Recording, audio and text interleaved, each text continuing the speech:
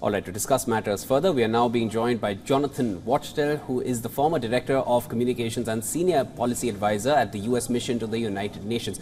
Welcome to the broadcast, Mr. Wachtel. Pleasure. Always a pleasure to have you here on World DNA. Sir, it started off with a 4-day truce, then a 2-day extension, and the last minute there was a 1-day extension. What are we heading towards here going forward?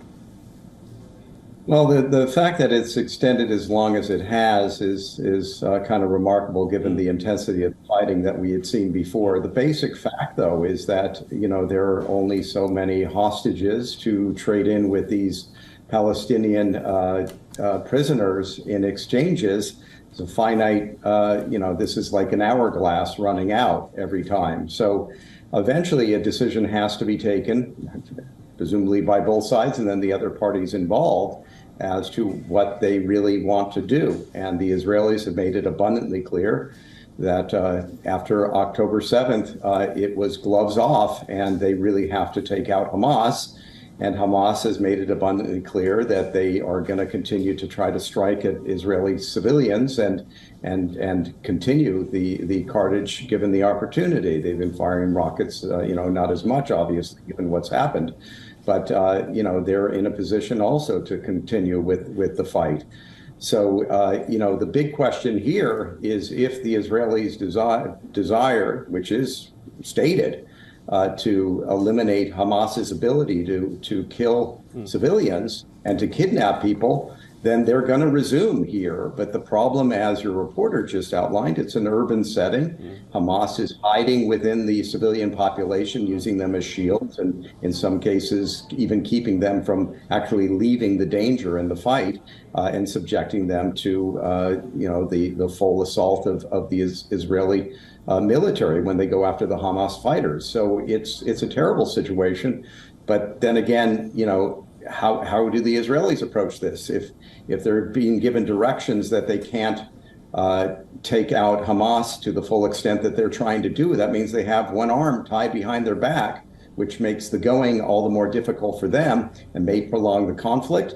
Who knows? This has been a very bloody conflict by nature of the setting and by nature of a non-state actor who is now actually the state actor, if you were to call it like that, the governing force within the Gaza Strip, that is completely different from the governing body that's in the West Bank.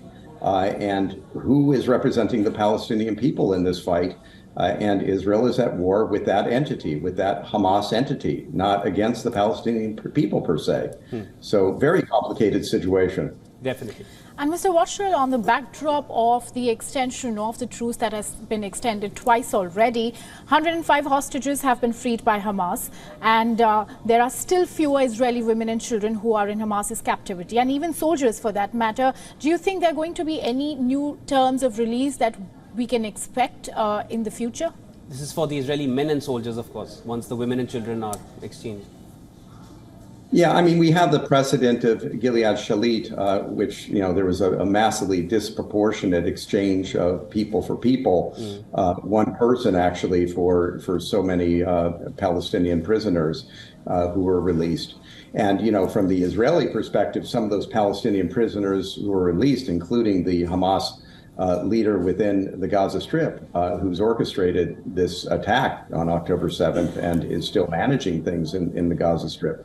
There is a very painful pill for the Israeli population, certainly, and Prime Minister Netanyahu, who authorized that exchange when it happened. So, it is a very, very delicate situation. This can go any way. As we saw today, it was a much smaller number of exchanges that happened, and the proportionality remains questionable. And whether there is a stomach for Hamas even to give up its bargaining chip of these soldiers at this point, they may find it more prudent to hold on to them for a while because they have that particular leverage over the Israeli psyche. And giving them up too soon then enables the Israelis to say, okay, now it's gloves off and let's go at Hamas full scale. It may be a strategic decision to try to prolong things and allow a trickle of soldiers to be released in exchange for these Palestinian prisoners. Yes. Hamas really has leverage here to hurt the Israeli psyche, and it's doing it to maximum effect. Mr. Wachtel, I just want to take that leverage point of yours, and you had mentioned something earlier in your first response as well, that, there are only so many hostages that Hamas has left. My question was, and if we're of course speculating and analyzing right now, how long do you feel Hamas will be able to continue the pause? What happens after all Hamas-held hostages are released? Well, one thing that was a very telltale thing is the terrorist attack in Jerusalem today, in which Hamas claimed that they were their militants, attacked civilians at a bus stop in Jerusalem and killed several and wounded others and terrorized the civilian population in Israel. So the appetite for allowing an indefinite, prolonged, well, it is definite in terms of finite number of hostages held, but this prolonged process in which the Israeli population still feels that they're under assault and threatened physically. I mean, literally, people were killed today outside of the actual conflict that we've been witnessing over the last weeks.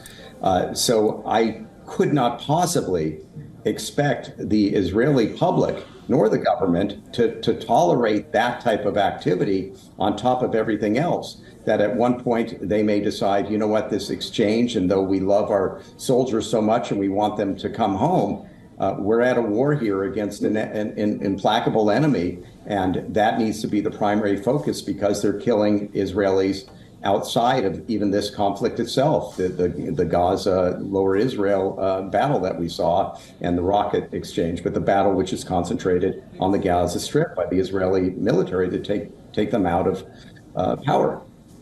Mr. Wachtel, of course, deaths have happened on both the sides. Nearly 15,000 Gazans have also lost their lives. So here's hoping that there is peace which resumes at the earliest and which is long-lasting. Thank you so much for joining in on the broadcast, sir. That was Mr. Jonathan Wachtel joining us from New York. Bye-bye.